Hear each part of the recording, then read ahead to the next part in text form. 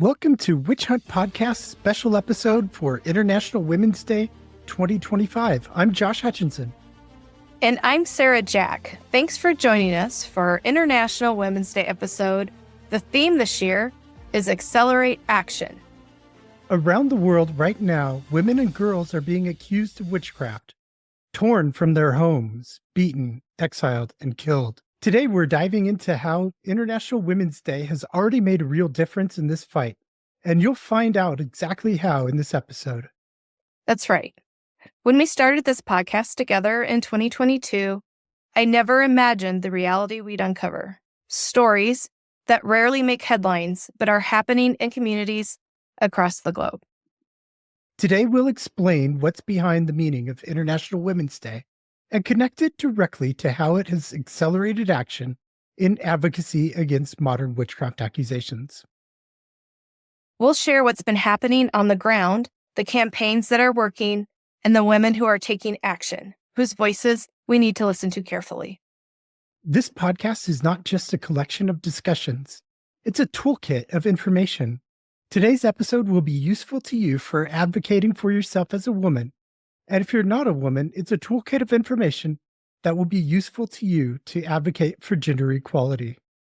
When you understand human rights, women's rights, you'll find your voice. Stay with us and discover how powerful that voice can be. Sarah, what is International Women's Day? International Women's Day is celebrated annually on March 8th and honors women's achievements across all aspects of life, social, economic, cultural, and political, while advocating for gender equality worldwide. It's more than just a celebration, and it represents a call to action for accelerating gender equality and provides a crucial platform for community engagement, progress reflection, and commitment to positive change. Let's take a look at some key moments in International Women's Day's evolution.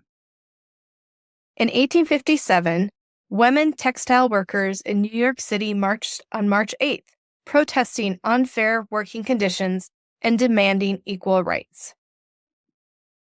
In 1910, Clara Zetkin proposed the idea of an International Women's Day at the Second International Socialist Women's Conference, receiving unanimous support from women representing 17 countries.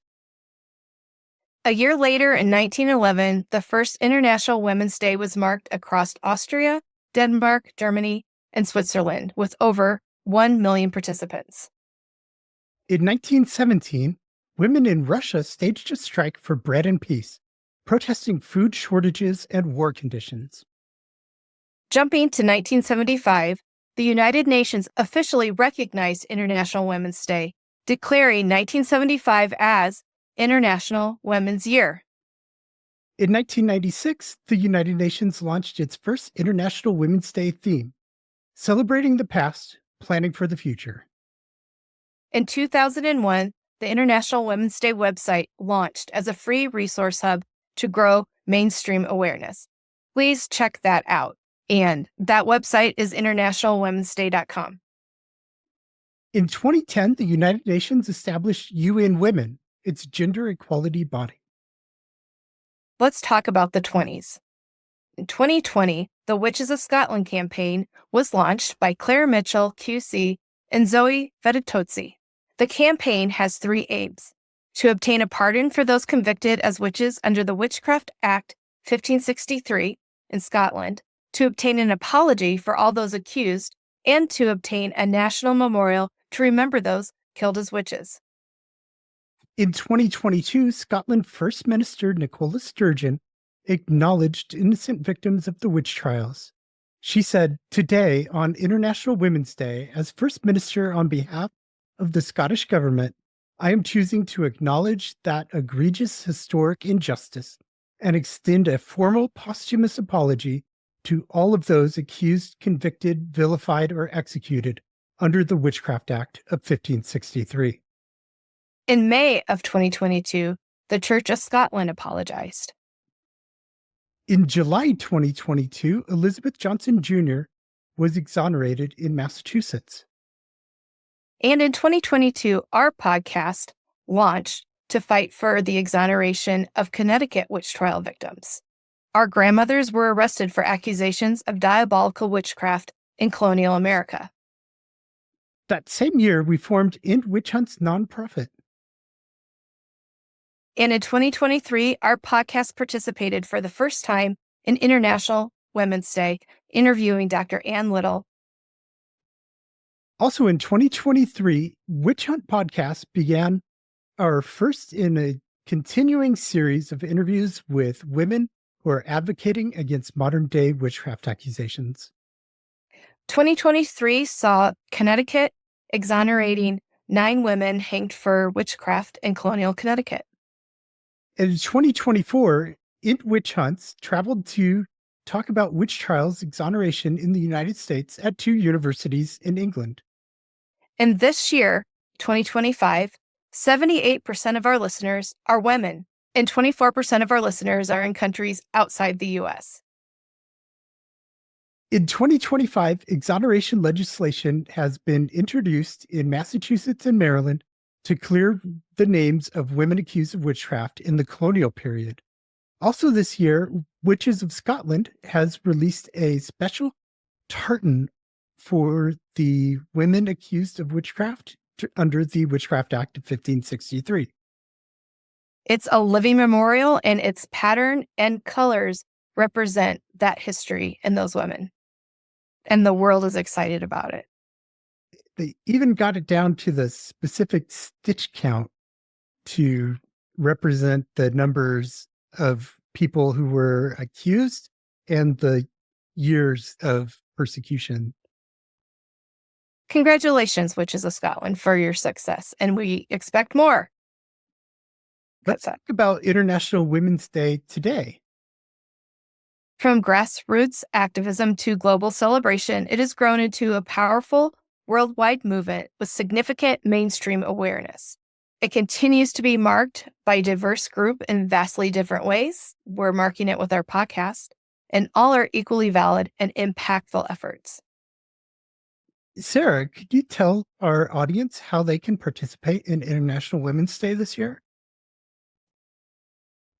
You can support women-focused charities like our organization, which is a proud member of the International Women's Day community. You can donate to us through endwitchhunts.org/donate, and you're helping us to educate about false accusations of witchcraft against women and supporting advocacy for those affected by this form of gender-based violence. So why is International Women's Day so important? It's a recognition that gender inequality persists through pervasive mechanisms. From medical research centered on male bodies, to products designed without women in mind, to the unequal distribution of invisible household labor, to linguistic biases that normalize male dominance, to workplace dynamics that systematically undervalue women's contributions and potential. These structural inequalities provide context for understanding another dimension of gender-based persecution, the way societies have historically, and still do, vilify and attack women through baseless accusations of witchcraft and diabolical power. International Women's Day is truly inclusive. All participation helps ensure that progress toward equality remains on the global agenda and positive actions prevail. For example, in 2021, on International Women's Day, the Witches of Scotland launched their podcast. And on the same day in 2022, Scotland's First Minister acknowledged innocent victims of their witch trials. And then in 2023, Witch Hunt Podcast participated for the first time in International Women's Day. Why is International Women's Day so significant to the campaigns working to have innocent victims of witch hunts acknowledged? Well, witchcraft accusations are not widely acknowledged as a problem for women, but this is a good opportunity to get attention to this important matter. What have we covered on previous International Women's Day? In our first International Women's Day special, Professor Ann Little reminded us that, though much progress remains to be made to achieve equality for women, society has made a great deal of progress since the days of our grandmothers and their grandmothers. And now here's the highlight from our episode with Dr. Little. Women can vote, women can organize, women can run for the House, the Senate, Congress, whatever. Yeah, absolutely. And I think that young people are too easily talked out of their own power and self-control. And I think at least what I try to do as a professor, is to try to talk people up and give them encouragement and try to get them to see really how great things are. Certainly compared to their great-grandmothers and their great-great-grandmothers' generations. And even then, that wasn't so bad compared to, I don't know, Salem 1692, where the only power that some of those young women felt was the power to tear somebody down, right? To bring down an older, maybe more authoritative woman. Now, young women have the power to get as much education as they want, to do anything they want, to get any kind of job they want, to travel anywhere they want. And I think that we need to remind them of that and what a unique and marvelous thing that is.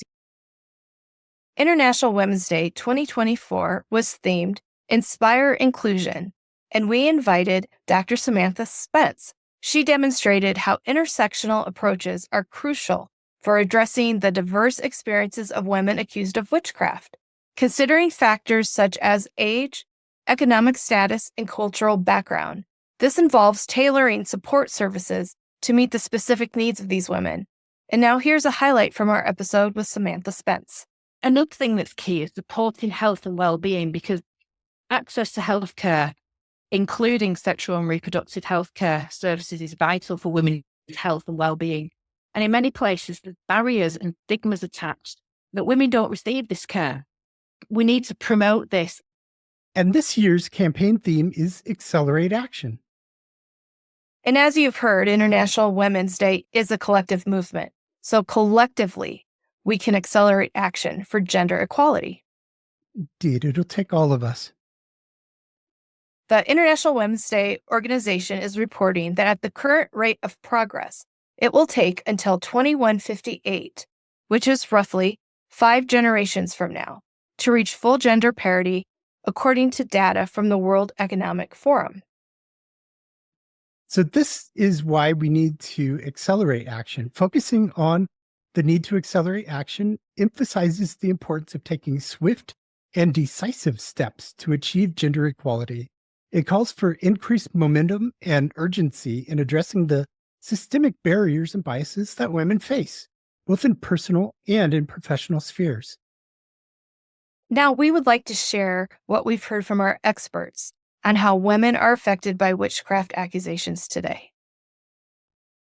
Expert guests noted that women are disproportionately targeted in witch hunts and face social exclusion, economic marginalization, family disruption, psychological trauma, and physical violence. Limited status, loss of property, loss of security, and loss of reputation are also impacts that disproportionately affect women and girls. Expert guests also emphasized the importance of exoneration and formal acknowledgement to counteract these effects.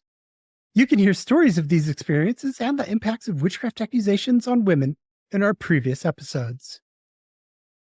As individuals, we should be doing many things to accelerate action. You need to talk about it, publish about it, create events around it, and donate efforts to support it. Through our expert interviews, we've pulled together a collection of voices that no one else has collected. From scores of highly educated women who have dedicated their professional careers to accelerating action for women, we have learned that women can accelerate action against inequality, gender-based violence, and accusations of witchcraft by employing multifaceted strategies that challenge societal norms, empower women, and foster supportive communities. Now we're going to talk about those strategies that we learned about in our podcast. Methods for accelerating action include challenging gender norms and stereotypes by promoting positive representation of women in media, education, and popular culture to challenge harmful stereotypes that perpetuate inequality. And that's something we're hearing about on social media every day. Yes. Another method for accelerating action for women is to promote inclusivity and social justice for everyone to especially benefit women. And as men, we need to be good allies and promote inclusivity and social justice for women in all of our actions. And we should challenge our own gender norms and stereotypes and beliefs. We need everybody. Men can be part of the problem, but they're also part of the solution. And we need that. We need everybody to work together, because if everybody's not working together, then you're not going to win this battle. And that's what we need, a more holistic approach of everybody on the same page. Our legal experts have told us that we need to enforce laws that criminalize harmful practices and ensure accountability for perpetrators of violence against women, including against women accused of witchcraft. Another way that we can all help is to engage in awareness campaigns and educational initiatives that dispel myths, challenge stigma, and promote understanding of the harms of witchcraft accusations and other forms of gender-based violence. We can also support and amplify the voices of women's organizations, grassroots leaders, and advocates working to combat gender-based violence and witchcraft accusations at the local level. That means using your platform to amplify. Use your voice to help promote the economic empowerment of women through equipping them with tools and resources to achieve financial independence and stable livelihoods, enhancing their self-esteem and agency. A very key support that women need, especially who have been accused of witchcraft, is mental health support. We need to support programs that ensure access to mental health services, counseling, and peer support groups around the world and in local communities to help women heal from trauma, rebuild self-esteem, and develop coping strategies and community. We all also should be promoting female leadership, supporting women's representation and leadership in all spheres of society, amplifying their voices and influence in decision-making processes. Having women in leadership just shows that actually this can be done. This isn't impossible to those people that are being told constantly that it is impossible. And the mere presence of a woman in a leadership role sends a powerful message that actually they can do this, and that gender-based violence needs to be addressed. It empowers other women. We welcome Yeah. men to come in. It's very important that you also get involved in this, because you can't make changes in a patriarchal society without buy-in from the patriarchs. We have lots of men ally advocates on Witch Hunt podcasts, so be sure to listen to their episodes to see how that's done. It's true, women have been fighting for equality for centuries and still do not have it. Women are not witches, but they are often accused of witchcraft as a form of social control and dehumanization. Understanding the historical and sociological factors that contribute to witchcraft accusations can help develop more effective strategies for prevention and intervention. As we speak right now, the United Nations Human Rights Council is hosting its annual meeting in Geneva, Switzerland. And Sarah is going to share with us a press release from human rights experts addressed to the United States. Our organization, End Witch Hunts, supports this call for action. The new U.S. administration must recommit to human rights at home and abroad. UN human rights experts today expressed concerns about the new U.S. administration's recent actions that undermine human rights and fundamental freedoms at both domestic and international levels and harm the UN Charter-based international order, and called to the United States as well as the international community to recommit to human rights. They issued the following statement. As government leaders and representatives from all over the world gather in Geneva this week for the 58th session of the Human Rights Council, we are concerned by the attempts of the new U.S. administration to weaken domestic human rights protections, harm the international human rights and humanitarian systems, roll back decades of progress on gender equality, and undermine international institutions and civil society worldwide. We call on all states to reaffirm their full commitment to the multilateral international order with human rights and freedoms at its core, and to demonstrate their readiness to defend it. We are alarmed by the United States' escalating attacks on the international architecture of human rights, the rule of law, multilateralism, the principles of sovereign equality and self-determination, and vital international agreements on peace and security, climate change, global justice, and international cooperation. Rather than weakening it, the United States must play a pivotal role in strengthening the multilateral system and its institutions, with the UN Charter and the Universal Declaration of Human Rights at its core that it was instrumental in co-creating. The UN Charter prohibits the threat of use of force against the territorial integrity and political independence of member states. Threats to reclaim the Panama Canal, take over, and own Gaza by forcibly expelling the Palestinian population, make extortionate demands on Ukraine for its critical minerals as a price for support to resist Russia's war of aggression, or gain control of Greenland, an autonomous territory of Denmark, are blatantly illegal acts under international law. Any attempt to undermine the territorial integrity of sovereign states and the inalienable right to self-determination of peoples of those states should stop. We are deeply concerned by the abrupt decisions of the United States to withdraw from the Paris Agreement, as well as international institutions such as the Human Rights Council and the World Health Organization, and to review its participation in the United Nations and other international organizations. The U.S. decision to use these sanctions against the International Criminal Court and its personnel, and to threaten anyone who collaborates with them, is a direct attempt to weaken the rule of international law, human rights, and global justice. The United States is also cutting international assistance dramatically, including by eliminating agencies such as USAID and ceasing funding to the United Nations Relief Work Agency for Palestine refugees in the Near East.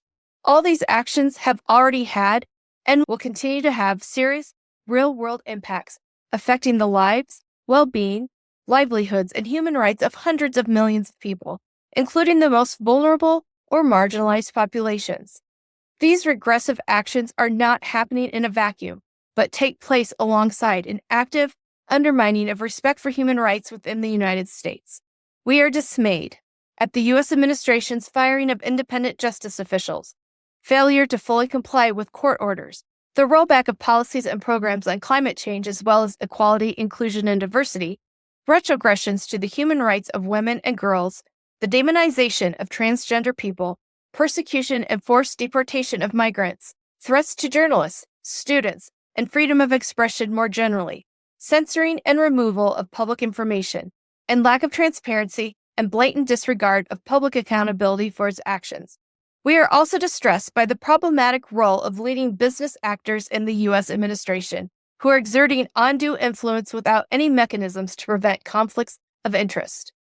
This opens the door to corporate capture of the U.S. government and further weakens the independent responsibility of businesses and other private entities to respect human rights and the environment. In today's globalized and multipolar world, no country can function without international cooperation and respect for international law. Collective actions premised upon mutual respect and international solidarity are required to overcome pressing global challenges. We urge the U.S. administration to reconsider its policies, particularly in light of its own history with struggles for freedom and equality, and its valuable contributions to the UN Charter, the Universal Declaration of Human Rights, and the current multilateral system. Now more than ever, it is the time for states, civil society, businesses, and all people who believe in the value of rule of international law, justice, human rights, peace and security, and sustainable development to come together to vehemently defend these core values and the institutions that safeguard them. We remain ready to work constructively with the United States and other states to create a world that is safe, peaceful, just, equal, inclusive, sustainable, and prosperous for everyone. We hope you enjoyed this episode and recommend it to your friends and family by sharing the link. We'd like to thank all the women mentioned today for their contributions to gender equality, to the fight against witchcraft accusations, and to our podcast, Witch Hunt. We dedicate this episode to those suffering and dying due to gender inequality worldwide. If you would like to support our work, please consider making a donation at endwitchhunts.org/donate. Have a great today and accelerate action so all of us get to share in a beautiful tomorrow.